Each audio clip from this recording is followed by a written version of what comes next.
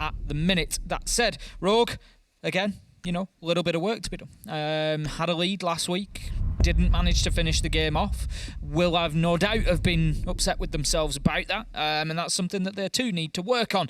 So we're going to see, I think, quite a frag-heavy game here. It's going to be a real war between these two. I don't think it'll be an easy game for either. We will see what's going to happen. Finker coming in as our opening ban, Thatcher rounding out the attackers. Absolutely, that Finker ban coming through from Rogue's a spicy one because they play it themselves quite a bit. But it being taken away is just kind of well, we'll do some damage to you, but also a bit of damage to ourselves here. We'll just get her off the board because she is super obnoxious. Lots of teams running her, of course, from the global healing, the LMG, the ability to get down players back up, the nades, the Gon 6. She does absolutely everything you could want. The Oryx also being taken away there as well by G2. Last I recall, we've seen Leon playing that last week quite a bit on Chalet. No doubt part of the arsenal that maybe G2 were fearful of seeing here today on Bank. Very possibly Rogue are going to take away the final defender. An interesting one to note. We'll see if we get any use from it or not, but Knock is available. We don't see Knock available too often on Bank. Quite often one of the popular attacker bans because of that potential garage push that you get out where you don't need to take the default cam out, you just use the Hell Presence reduction device, sneak your way down there into the garage and see what you can get going up the ramp. But not going to be picked up immediately, but it's more the sort of pick that you'd use in the What did you just say, sorry? Anyway. What did you say? I said Knock picked up Got it. initially. I thought so. I just wanted to just confirm. Absolutely. Okay, cool. Cool. And then more the sort of thing that you'd pick up in the attacker repick anyway. Absolutely. I think it's worth noting again, this is once again that rematch opportunity. Prano, who used to play on Rogue back in Stage 3, drops away from that team to go and join the superstar lineup of G2, who to date have not yet found the success that they were destined for. And I know that last week they had a bit of a conversation after in saying, look, this is kind of the make or break point, boys. We've got to change something. And I'm hoping that here in week 2 they make it happen. Because if they fall short again here today, I think they're in for another torrid season and probably even start already falling out of that conversation of getting a major spot. And that is not the kind of result you want to be talking about when you've put as much money into a roster like this as no doubt G2 have today. We start up in CEO and Executive Lounge. Not really a sight we see all that often, Tim, because we've seen a couple of really interesting Sens uses. The windows are quite deadly, less so now than they used to be. And looking on the attacking side already, the Alamal's being brought along here. Alamal is still here for the party, yes, but he's bringing along that Ying. They've got the Amaru on side. They've got a lot they're trying to work behind here, and Prano already almost being caught out there by Leon, I think it was. Takes a little tickle of damage, but nothing too much, nothing to write home about, put it that way. He will be fine for the rest of this one, but as you say, lucky that maybe Leon didn't quite just catch a headshot there. Now, I've got a little bone to pick there. In the last game, bone to pick. Well, in the last game, I did hear you forcing Hap to do an impression of me, Des. And it sounded a lot like Demo. To be fair, I think it was closer to me than you get. What? Hang on a minute. He's got him hooked. He's reeling him in. It was too easy. Do you like fishing, do you, Tim? It was too easy. Do you like fishing, do you? Might have just caught the biggest one of your life. That instant reaction was an absolute beauty. Unreal. Absolute beauty. There has been requests for a proper laser gates, so I'll throw that one out. Do you do your best Hap impression? I'm trading your places now. No, I think that's risky. You sure? Yeah. Why? Because I just don't think me doing a Dutch accent's going to work out very well, but I tell you what will work out. Leon going out of that window, managing to get himself 2. Alamau and Doki get taken down. Prano manages to get the refrag, but the damage is done, Des. 4 versus 3. You've lost your Ying, you've lost your Zofia, and that is not an ideal way to start this round for G2. All before it barely hit the ground, so even the Claymore probably wouldn't have saved them there as well. Just... losing the Ying, that's the real stinger, because that's what this whole execute rides on, is that one operator. The Candela's coming through, all the rest of it in tandem with the Amaru. Just simply not going to happen. So now you've got to see G2's recovery abilities here. And looking back to last week when Rogue were playing on Chalet, that is just textbook Rogue. Out windows, looking for spawn peaks, being cheeky. You know this is coming. And that is probably something that I've got no doubt G2 are now kicking themselves and saying, boys, we really should have expected that. Why weren't we ready? Citizen looking to get something going, just going to take a peek in through the CEO wall that's been left soft there. We've got Prano ready to go up the hatch. He might actually catch somebody out. He's got somebody just in front of him. I think that's going to be in Jack. No, it's in the corridor, so potentially Spike could be in danger here. Soft wall between him and the other, but look at the reflexes. Spike just spins 180, hits him with the turn and burn, takes him down. Citizen manages to get Kanto, but he's now in a 1v3. Shut down by Spike, and that's going to be Rogue taking round number 1. Indecisive fashion as well. I mean, we'll all bow our heads to Lord Leon in that case. That double jump out just shut down the attack from G2, and the rest of the round was just trying to piece something together. And I don't blame him. I think it was a good attempt as well with the Amaru coming through, but fundamentally just nowhere near enough. Great first round coming out for Rogan, showing G2 this time round things are much different, and we mean business. Certainly seems that way. A good round. The thing is, I'm looking forward to seeing round 2 in a way, because G2... they've been hit by a Leon jump out, and I'm not taking the play away from Leon. Fantastic play, got the job done, basically won the round for Rogue. But G2 then are left attacking at half strength for half of the round. You know, I want to see him get into position. I want to see a G2 execute here, because that's something that we've picked up on, is a little bit of a lack of teamwork between them, maybe not always playing, you know, off each other enough. So I wanted the execute. That's like your ultimate teamwork test to me. Getting yourself into position, getting that diffuser down with cover, understanding where everybody is. So I really want to see G2, you know, get to that position to put in that diffuser down, or at least attempting to, just to give us a little bit of a window, a little bit of an idea. And the changeover here coming in as well, away from that Ying. I thought they were maybe going to try and stick it and make a good use of an execute once again, given they didn't get the chance. But no, their change instead looks a lot more like bringing along the Monty. Bringing on the book here, I think, more for the ranged horizontal destruction of the walls, if so required. Not really thinking it's all that valuable for the site, given there is no vertical destruction. Hatches are going to be your main focus, but for that, you've got the Habana, you've got the Thermite. A long time back now, it feels like Habana was kind of declared by Ubisoft to be that queen of the hatches, with those 18 pellets in back pocket that can now do 2, 4, or 6. You know, 4 times 4 is 16, Tim. That means you can get yourself 4 hatches opened up, and there are 5 that you have to worry about in trying to get onto the downstairs, but you can afford to ignore 1 or 2 of them as well. We saw this attack from G2 last week, and it looks like it's being done slightly differently. It was one that I heard Fresh speak through, and he explained how Doki was left top floor on his own, and it was a big problem, basically, because he could be pushed from too many directions. This time, Virtue is in a position to help, but Doki is beyond helping as Spike manages to find the opener at the bottom of main stairs, and that is going to leave Virtue potentially in a similar position. No, he's got Citizen up there with him as well. So this time, by contrast, to explain the problem last week, G2 basically pushed 4 out of 5 straight into server. They thought they'd recognise the gap on site. They didn't move quickly enough to get in there. Doki got shut down. They got hit on the flank. This time, by contrast, they've sent 3 out into the map. There's only Prano and Alamo down in server. They're unlikely to be able to get the diffuser down on their own. And now they've got 2 players chasing shadows upstairs. So this is going to be a tough round for G2. Bit of a kicker for Deepek as well. Lost both of those Yokai drones out around the map. 1 upstairs in square, 1 was caught out down here in server. So a good read by G2 on that front. The issue now being, if they've got to make use of that exothermic to get the main wall opened up, they've only now got 1 hard breach left. Doki not really able to get anything opened up at this point. 1 is staying closed. This one's still being played by the defender. So G2, they've ignored this staff and open area hole and just saying, look guys, you want the hatch, you can have it. We've got a shield. That's it. They're going to have to try and play behind that. But Virtue, he's sort of scrambling. Virtue? That's exactly. He's sort of scrambling at the minute and relocating. He's taking himself down off the roof, and he's going to be going into the alleyway and looking to get into server to support. So that's 3 out of 4 now. Citizen, he's going to be there to hold down the flank up on the upper floors, and this is the opportunity that G2 need to use to get in and try and get this diffuser down. But there's still a lot of utility that's potentially going to stop them doing it. We've got the Toxic Babe canister goes out, and that prevents potentially Alamo from backing out. No, he has managed to get away, but he's taken a slight bit of damage with him. There's still a good bit of time that can be wasted. Another 10-15 seconds will go before G2 can push. No C4, no Yokais, only an impact really left here for Rogue. They're going to have to go aggressive and challenge this with guns up, but you're coming up against the Monty. Plant attempt coming through here behind another smoke. No way, has Leon got away with it? They saw him just in the nick of time. Shotgun's out, sees the man, gets the down as well. Will he get the diffuser? Yes, he can, but he's got to step forward and plant. Can you get around the man who's down and injured? Can you? Yes, you can indeed, but Deepek gets gets 2. They've got the close out, and Rogue hold on. Rogue, very, very well played there. I'll give a little bit of a hand to G2. They worked it well. They got the men downstairs into server. They created a position to try and get the diffuser down.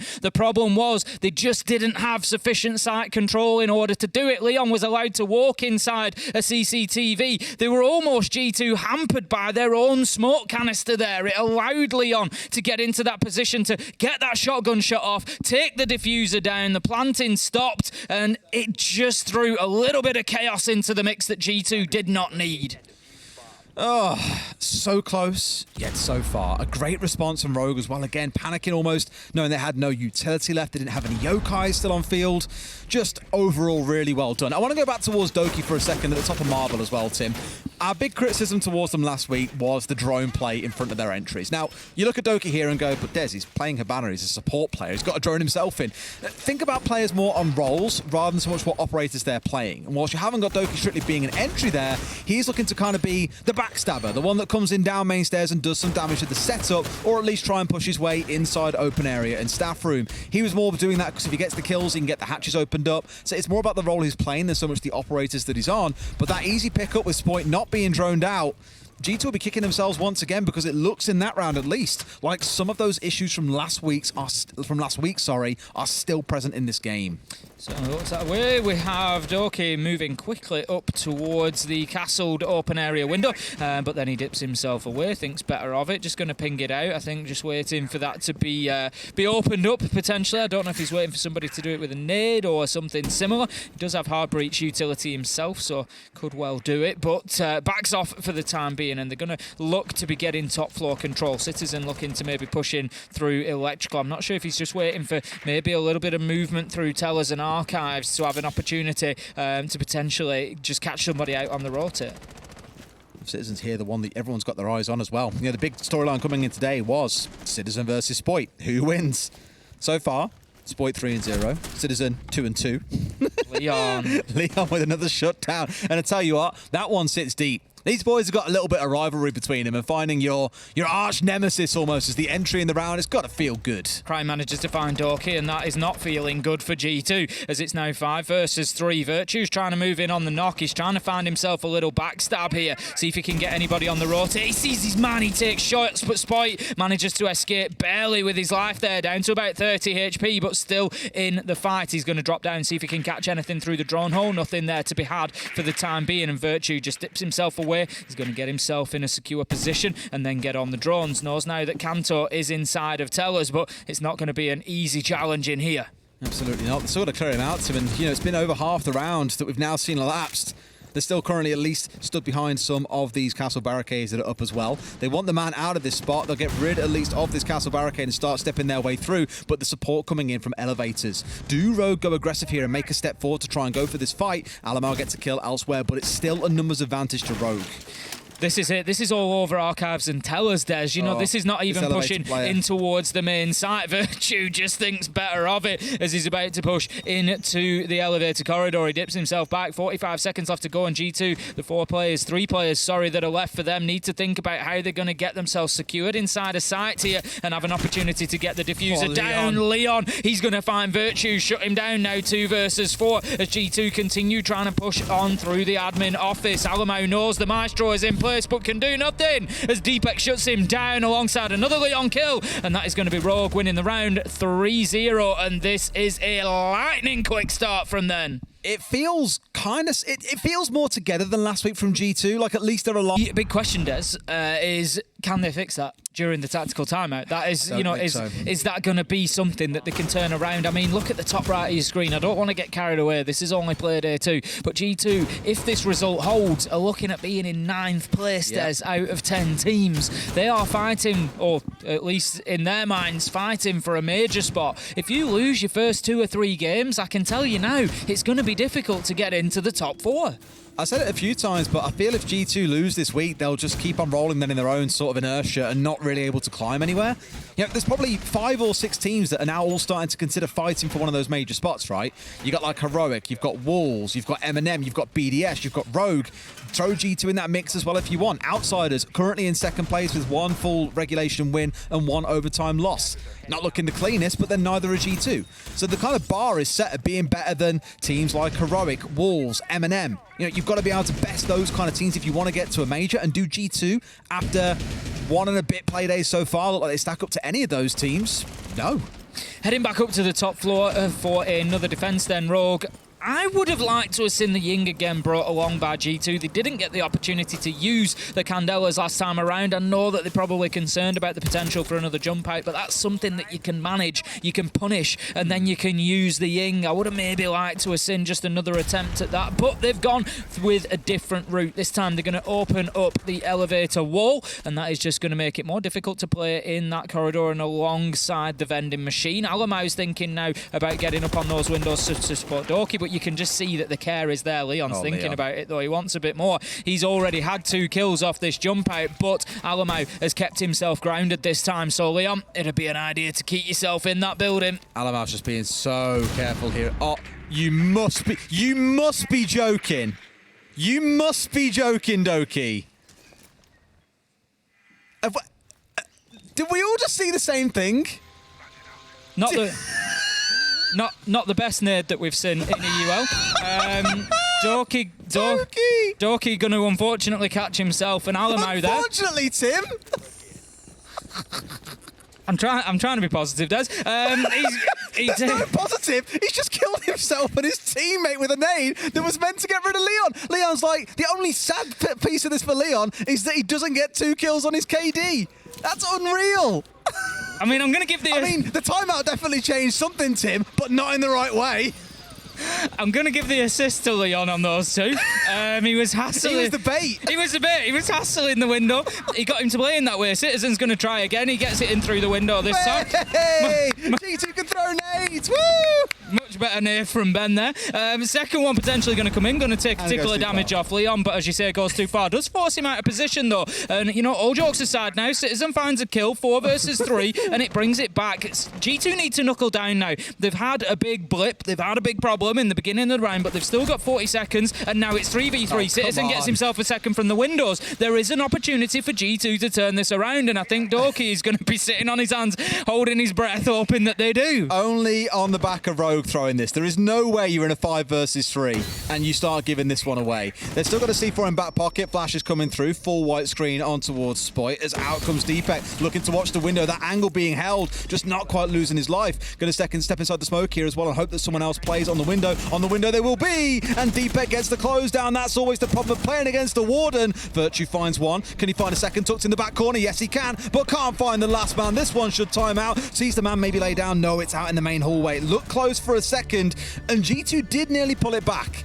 But Doki, my son, unforgivable. Oh dear. That's class. Doki's not a window. Absolutely Doki's class. not a window player. I mean... I love he's got it up again. Fresh, I tell you what, we need to get Fresh and printed out cards. It's like the audience when it's like clap or boo or whatever. Fresh is just over there just like, EU Siege, bro. I need to watch that back on Super Stream later. He's going to be losing his rag. Oh. But it happens. It happens. Not very often. Bronze, not very often. In bronze. Not very often, but it does happen. I'm trying, Doki. 4-0 it is to Rogue. It's heading through to round 5. They're going to be down into the basement again. It's going to be Lockers and CCTV. We saw this back in round number 2. It was, you've guessed it, it was a Rogue Windows because they haven't lost one yet. Spoit opened things up with a kill onto Doki. G2's clearance of the top and mid floor just weren't really effective enough. They did actually have a good push into server. A nice sort of attempt at getting the diffuser down, but ultimately... G2 have said, get off drones, Doki. No more drones. Bring somebody who doesn't have a nade. Sorry. No more nades, Doki. Get on the IQ where you can do as little damage possible, not just to the enemy, but also to us.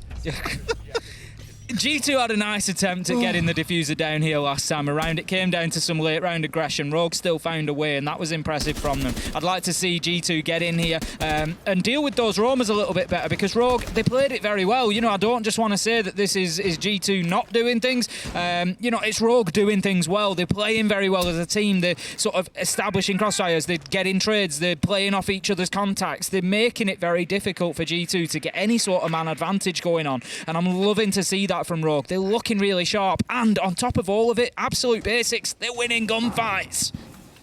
They're doing everything right so far. They are. You've got to give it to them. Look, I mean, Kanto's having a rough start, 0-4. Deepek and Leon. Deepek and Leon. Yeah, and Spoit as well, 4-1. Yeah. 14 between them. Just flying. There's just no concerns. And this is the thing for Kanto. Like, I don't want to harp on him too bad, because when your team's playing well and getting the kills, like Leon's jumping out and getting 2, that leaves far fewer for you to pick up, and he's playing a much more defensive role here. There's only four rounds finished. There's only 20 potential kills, and 14 of them have been found by 3 of the other players. So, like you say, you're sort of feeding on scraps there as the other players trying to get anything. So, absolutely no criticism at all. Doke has got himself established a little bit better on top floor this time. There's a bit of a standoff between him and the man just outside of stock. The Echo drone comes out, gives the information, and Spoit plays off it beautifully. Same site, same players, same result.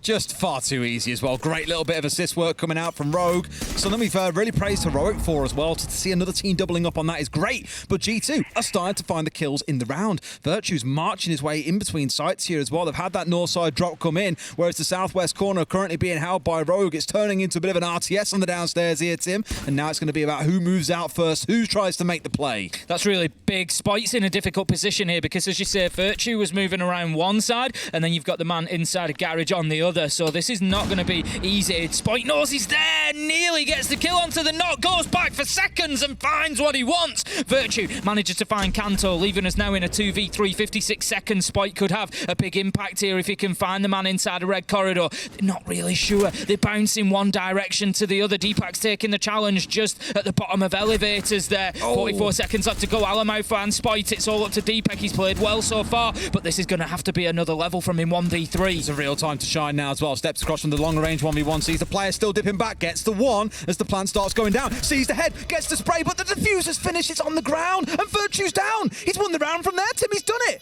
Deepek doesn't know at this point, but he can stick this one out as if he's just won that 1v3. Please don't come off the diffuser, Deepek. He's gonna stick it, he's gonna see it all the way through. When the challenge doesn't come in and he's halfway through disabling that diffuser, he knows at that point he's got a very good idea that last player is down. A 1v3 for Deepek, and you gotta feel for G2 a little bit. You know, you've got a 3v1 and they still can't get it won. Nothing is going right for them. They're on the attack, Tim. Yeah, on this map, many teams will say to you, horrifically like attacker-sided map, and the stats backed it up. Back in stage 1 around the world, I want to say it was our most attacker-leaning map. I think Border maybe had been just ahead, but it was either 37% or 43%. It is a lean towards the attackers, but G2 so far, unable to find anything. And I said it earlier on, but Rogue, although they're having to make some effort in that last round, a couple of the rounds, they've barely had to move a step. They've just got the kills as G2 have walked in, looking somewhat aligned on direction in the round in terms of the strategy, but the core fundamentals, the micro behind that macro plan, just didn't exist. You just got to wonder what's going on. You know, you just got to wonder what's going on. They had control of site there. They had 2 players out in vault. They had 1 ready to put the diffuser down. But again, Des, they're in a situation. You've got a 3v1. You put in the diffuser down. There was no real cover for him to put that diffuser down. He was in there putting it down on his own. The other 2 players are out in vault. There's no way they can have an impact on Deepek coming across and, you know, starting to get that kill. It's just... The question it will bring is the swing that came in from Gold Bar. And it's a very European thing. NA players will tell you this all the time. Oh, they love to swing out there. Whatever.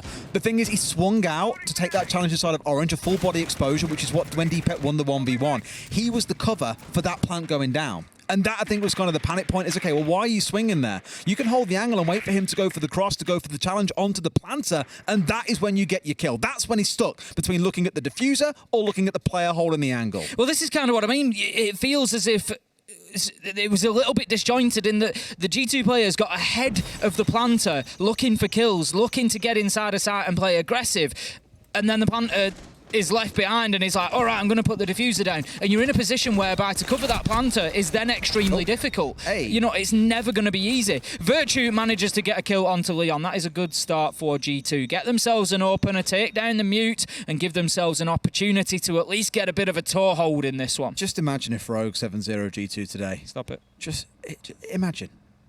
Imagine. It'd be something special. It would. It would be one for the see. ages. It would spark change in G2 in some way, shape or form. I'm absolutely sure of that. Doki's in on the top floor. Still yet to find a kill for himself in this game as well. I know a couple of the rounds he's been playing on the Hibana, for example. We've seen him on, I think, a different operator in every single round so far. He has played Zofia, Hibana, Book, Iana, IQ, and now Sledge. There's no real same op for any player on this team, except for maybe Citizen, who's played the Iana 4 times. But we've had 3 Iana players, for example. They keep on changing who's doing what, and I imagine that's kind of damaging a little bit of stability this team has got. Possibly.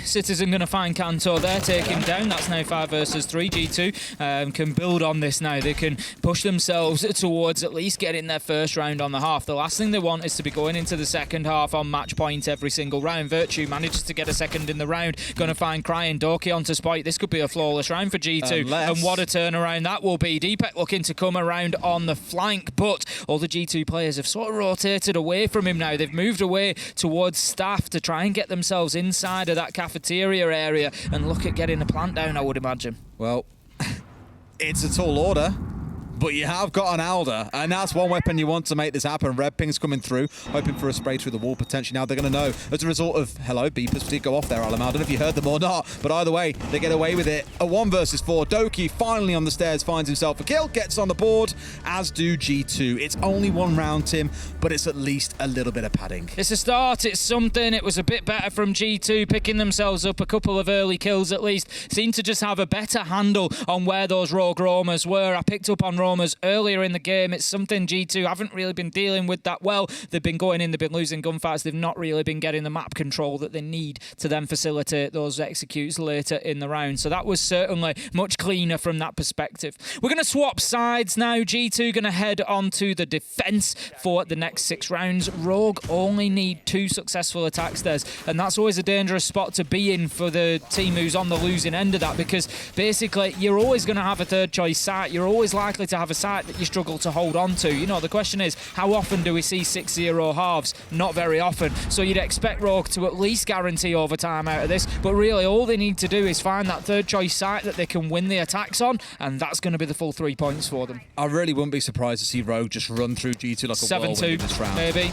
Wouldn't surprise me. Just in this round more specifically, because looking back at how they played last week, there were a couple of attacks that went a little bit awry. But on the overwhelming part of it, I thought their attacks were so well done. There was a really good attack they had into Bar and Gaming on Chalet, where Eminem were all scattered across the top floor. They had 3 players up there. Spoit's kind of sent in as a sacrificial lamb. He loses his life trying to vault in through the library hall window. But that distraction means the other 4 players just flood sight. Cryan runs in, gets a 2k inside a split and turns it into an ace everywhere else. So Rogue haven't lost that spark since stage 3 of last year, back when Prano used to be on the team, in saying, right boys, there's a chance, go for it. And all 5 players commit to this one really aggressive push that just works out, and it's a real beautiful thing to watch. So I'm nervous for G2. If they're caught slacking, Rogue will just run at them.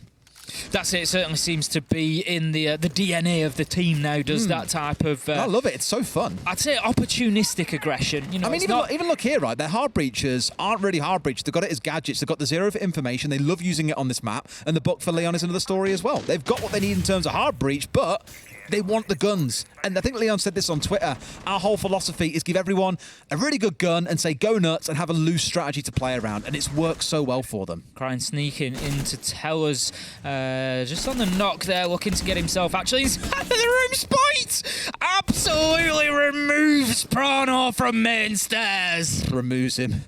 Decapitates him from main stairs there, Tim. Good night, sleep tight. Crying coming in from the other side here, so in case there is anyone lurking in on the below, G2 trying to be potentially aggressive and get out on their own, try and disrupt the attackers, as defenders need to do these days. They've got an answer, and he's just playing so patiently. I don't think they've thrown Virtue inside of Elevator, though, so he could be the real thorn in their side here. If he manages to catch out Crying, they lose this west side threat, and the rest of G2 can just turn their attention skyward.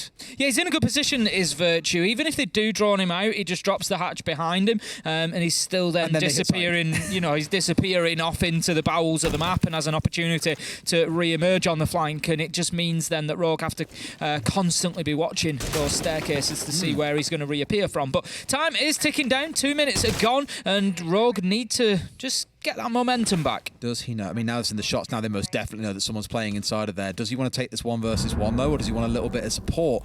Either way, still watching for the hatch above as well. I think at this point just nervous someone might come down behind him, because you expect him to be in the first one. He's moved himself. He he's has, moved. yeah. I don't think you expect him to be in the stuck. second. Now he's been droned out, so they know either way. He steps out, he might get himself pincered here. Gone into the first elevator instead, so dancing back and forth here. It's like musical chairs, just can't quite keep his feet still. He's got one on the stairs next to him, and potentially Crying coming in from the other. They've got a good pinch ready, but they need to move to him. There's only 20 seconds left. Spike's going looking for this kill. He's going to find it. 5 versus 3 now, as Rogue have got themselves into a great position. It might just, they're going to keep pushing forward here, but it might, as you say, just give them an opportunity to put the diffuser down. We're going to see utility being burnt. Nades coming in. There's the drop. Crying finds Citizen. It's the diffuser going down. Nitro will not be successful. Kills are found. Flawless round, and Rogue are 6-1. It's like I said, I feel like they'll just run over them like a whirlwind at some point. I won't lie, with 20 seconds on the clock, I'm thinking, nah, there's no way Rogue pull this off now. They haven't got rid of Virtue. But that's just how fast this team can hit you. They can go from first gear to fifth at the click of your fingers. It is terrifying, and they've just shown their capability. This is I don't want to say a complete turnaround from stage 1. In terms of result, it absolutely is. But Rogue have really doubled down on the advantages they had back in stage 1 over G2. And I think this ends 7-1, and G2 have a lot of questions to ask of themselves going into week 3. That's it. You know, I'm sure they're going to be pouring over. This is a beautiful shot from Spike. Absolutely. You know, there's nothing that you can do about this. If this is going to be the entry that you suffer to, we just see the Malusi drop the hatch there. That's Citizen getting himself out of trouble, and then look at that. You can see you've got maybe 3 frames in which to kill him. Absolutely nothing that you can do about that. The thing is, you've got to remember that was in like super slow motion as well. That was a heartbeat that he actually hit that shot in. You know, that's the sort of time frame that we're looking at. If that. It was absolutely unreal from Spike. So great round for Rogue, 6-1. As you say, G2 really facing the barrel here of a potential 7-1. I'm sure this game is going to be poured over by them, you know, to find what went wrong, where the mistakes were made. But to be honest, a lot of it has come down to Rogue just taking the opportunities very, very well. They have, like unbelievably so as well. It's, you know, back on that defensive half, we spoke about it. They didn't have to move, and when they did have to move, they made sure they did it with purpose, right? There was nothing that was kind of like, do we go for a jump out? Do we look for this? Do we look for that? I'm not really sure. No, everything seemed to have a plan behind it and a meaning and a purpose, whereas with G2, that's just felt like it's a little bit lost at point. At this point, it feels like Kanto's the one just playing window watch, right? Just waiting for someone to launch themselves out. Rogue are no strangers to it. They know exactly what Leon's like, for example, but so far no one going for that. Spoit's just walking straight in here. Will he cut someone off if they're playing on the upstairs? There is one playing at the top of blue.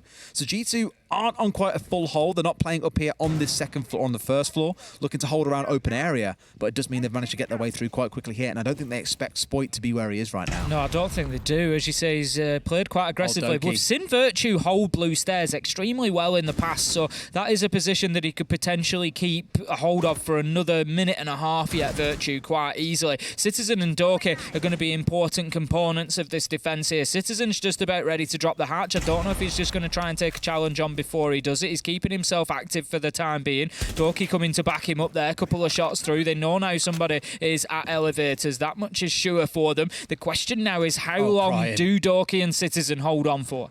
Crying could do a bit of work here on a potential cut if they're not expecting this. They've both now dropped away.